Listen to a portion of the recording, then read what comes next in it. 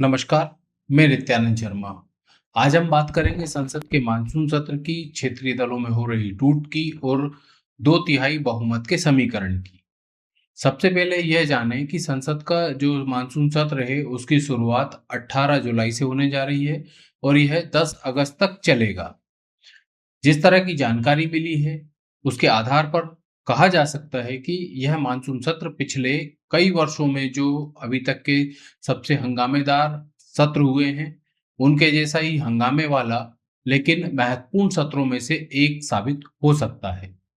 हंगामेदार और महत्वपूर्ण होने के पीछे वजह यह है कि मोदी सरकार संसद का जो पिछला विशेष सत्र आयोजित हुआ था, उसमें महिलाओं को 33% आरक्षण देने वाला बिल जो 2023 में पास हो चुका है, नारी शक्ति वंदन अधिनियम, इसको लेकर सरकार ये चाहती थी कि 2029 के आम चुनाव से पहले लागू करने का रास्ता साफ हो जाए। इसके लिए सरकार ने संविधान संशोधन और परिसीमन से जुड़े विधेयक पेश किए ताकि जनगणना के लिए रुकना ना पड़े और परिसीमन कराकर महिला आरक्षण को लागू किया जा सके। लेकिन सरकार की इस कोशिश को दोनों सदनों में जरूरी दो तिहाई बहुमत नहीं मिल सका। इसके बाद ये पूरा विधेयी पैकेज जो था, आगे नहीं बढ़ पाया। नतीजा यह हुआ कि नारी शक्ति वंदन अधिनियम कानून तो बना रहा, लेकिन उसे लागू करने की सरकार की कोशिश असफल हो गई। इस मानसून सत्र में फिर से कोशिश हो सकती है, जिसकी रणनीति पर सरकार तेजी से काम कर रही है। अब आते हैं इन क्षेत्रीय दलों की टूट और दो तिहाई बहुमत के गणित पर। तो क्षेत्रीय दलों में टूट या बिखराव के दो कारण हैं। एक जो सबको साफ समझ में आ रहा है, दिखाई दे रहा है, विधानसभा चुनावों में मिल रही करारी हार, और दूसरा कारण जो मुझे लगता है ज्यादा बड़ा और गंभीर है। इसको समझने के लिए इन दलों के जन्म की परिस्थितियों पर, यानी जन्म कुंडली पर नजर डालनी होगी। 90 के दशक में जब गठबंधन सरकारों का दौर शुरू हुआ, उससे पहले की बात है, केंद्र सरकारों ने राज्यों के साथ और राज्य सरकारों ने चुनिंदा जिलों में पक्षपातपूर्ण तरीके से वोट बैंक और जाति समीकरण की पॉलिटिक्स के तहत फायदे और नुकसान को प्राथमिकता देते हुए विकास कार्य किए, जिसका नतीजा यह हुआ कि क्षेत्रीय असंतुलन बढ़ने लग गया और स्थापित राजनीतिक दल जो थे, उनके प्रति आम जनता में अविश्वास की स्थिति बनने लग गई। राजनीति का वह कालखंड ऐसा था जब नेता पार्टी या संगठन से ज्यादा ताकतवर हुआ करते थे। ये नेता अपने अपने क्षेत्रों में जीत और हार तय करने की क्षमता या कह लो योग्यता रखते थे। जब इन क्षेत्रीय नेताओं का प्रभाव केंद्रीय नेतृत्व से बड़ा होने लगा, तब इन्हें उपेक्षा का शिकार बनाया जाने लगा।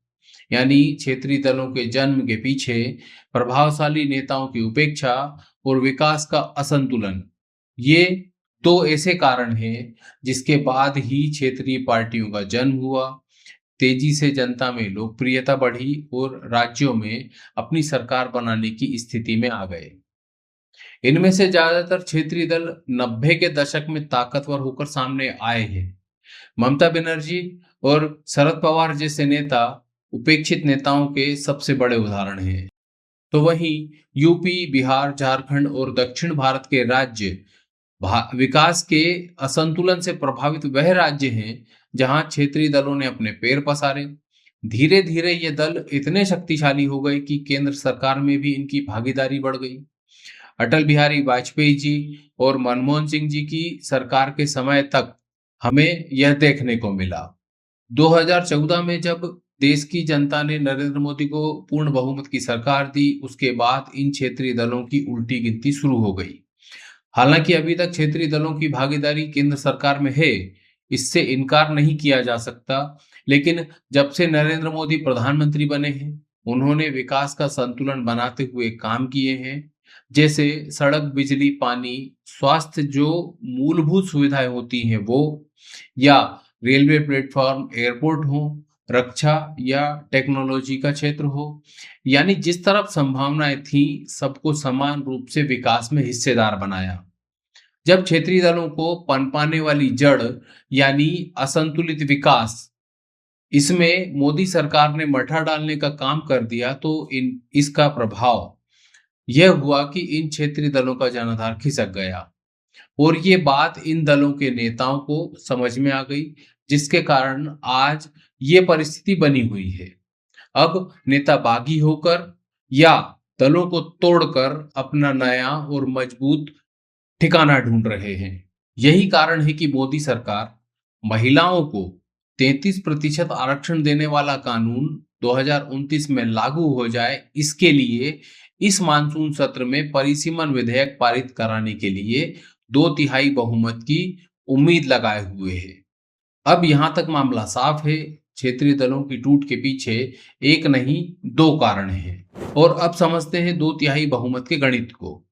ये जो क्षेत्रीय दलों के टूटकर अलग हुए सांसद हैं, सब के सब एनडीए में शामिल हो रहे हैं या समर्थन देने के लिए तैयार हैं। इससे एनडीए की ताकत में, संख्या बल में इजाफा हुआ है, यानी कोई भी बिल पास कराने के लिए या संविधान संशोधन के लिए दोनों सदनों में यानी लोकसभा और राज्यसभा में जो 2/3 बहुमत का जादुई आंकड़ा चाहिए, उसके करीब सरकार पहुंच गई है। आज की स्थिति यानी वर्तमान में एनडीए के पास कितनी संख्या है, 2/3 के जादुई आंकड़े से कितनी दूर है, ये समझते हैं। लोकसभा की बात करें तो जब 2024 में चुनाव हुए थे, तब एनडीए को 293 सीटों पर जीत मिली थी। अब टीएमसी के 20 सांसद बागी होकर एनडीए के साथ आ गए, तो यह संख्या 293 से बढ़कर 313 हो गई। इसके बाद उद्धव ठाकरे की शिवसेना के बागी हुए 6 सांसद और एनडीए में बढ़ गए, जिससे एनडीए सांसदों की संख्या 313 और 6 मतलब 319 तक पहुंच गई। तो लोकसभा में 2/3 बहुमत के लिए 360 सांसद चाहिए और 319 हो गए। तो अब कमी सिर्फ 41 सांसदों की है। अब एक नजर डालते हैं राज्यसभा पर। राज्यसभा में सांसदों की कुल संख्या होती है 245 की, लेकिन टीएमसी के 3 सांसदों के इस्तीफे के बाद यह संख्या 242 रह गई है। ऐसे में 2/3 बहुमत के लिए चाहिए 161 सदस्यों का साथ। वहीं अगर पूरे 245 सांसद होते तो 163 2/3 बहुमत होता, लेकिन अभी संख्या 242 है, इसलिए 161 की बात कर रहा हूं। तो 242 सांसदों में एनडीए के सांसद हैं 151। इसमें अकेले भाजपा के पास 115 सदस्य हैं, जिसमें अभी हाल ही में हुए राज्यसभा चुनाव में एनडीए ने 26 में से 19 सीटों पर जीत हासिल की है। उसके बाद एनडीए के राज्यसभा सांसदों की संख्या 151 तक पहुंच गई, लेकिन यहां भी 10 सांसदों की कमी है, यानी 10 सदस्य और चाहिए। अब यहां तक स्थिति साफ है कि सरकार दोनों सदनों में 2/3 बहुमत से दूर है। लोकसभा में 41 और राज्यसभा में 10 सीटें कम हैं। तो अब सवाल है कि सरकार यह कमी कैसे और कहां से पूरी करेगी। इस कमी को पूरा करने के लिए भी क्षेत्रीय दलों पर नजर डाली जा रही है। समाजवादी पार्टी और शरद पवार की एनसीपी, ये 2 सबसे बड़े टारगेट हैं। ममता बनर्जी की टीएमसी का तो समझा जा सकता है कि इतनी बड़ी हार के बाद यह परिस्थिति बनी कि भारी भरकम टूट हो रही है, लेकिन उद्धव ठाकरे की उबाटा में अचानक इतना असंतोष पैदा हुआ कि 6 सांसद अलग हो गए और इसी वजह से कयास लग रहे हैं सपा और पवार एनसीपी से।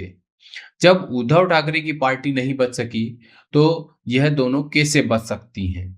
इसके अलावा एक खिचड़ी और पक रही है, और वो पक रही है तमिलनाडु में।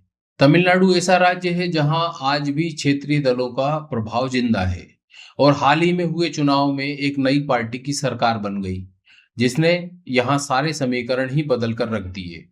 कांग्रेस और डीएमके का बरसों पुराना रिश्ता टूट गया।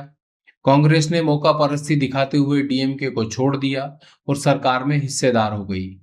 अब संकट तो डीएमके पर है। अगर डीएमके को अपना अस्तित्व बचाना है, तो उसे कोई नया सहारा तलाशना होगा। यह बात भी उतनी ही सही है कि डीएमके भाजपा के साथ नहीं आ सकती, लेकिन राजनीति है, हो सकता है कि बाहर से समर्थन दे दे, जिससे 2/3 बहुमत की कमी को पूरा करने में मोदी सरकार को मदद होगी। बदले में डीएमके को तमिलनाडु में ऑक्सीजन मिलती रहेगी। इस सब के अलावा एक गणित और है, जब सदन में कोई बिल या संविधान संशोधन पर वोटिंग होती है, तब यह देखा जाता है कि वोटिंग में कितने सदस्यों ने भाग लिया। जितने सदस्य मतदान में शामिल होते हैं, उसी के आधार पर तय होता है 2/3 बहुमत। इसलिए यह जरूरी नहीं है कि सपा, पवार एनसीपी और डीएमके एनडीए में शामिल हो। यह भी हो सकता है कि यह दल मतदान के दौरान सदन से बाहर चले जाएं, वोटिंग में हिस्सा ही ना लें। और अगर सरकार ऐसा कराने में कामयाब हो गई, तो भारत की राजनीति अगले कई दशकों के लिए बदल जाएगी। आज के वीडियो में इतना ही। आपको वीडियो कैसा लगा, कमेंट बॉक्स में अपनी राय जरूर लिखिए। वीडियो पसंद आया हो तो लाइक करें, चैनल को सब्सक्राइब करें और ऐसे ही राजनीतिक विश्लेषण देखने के लिए हमसे जुड़े रहिए। धन्यवाद।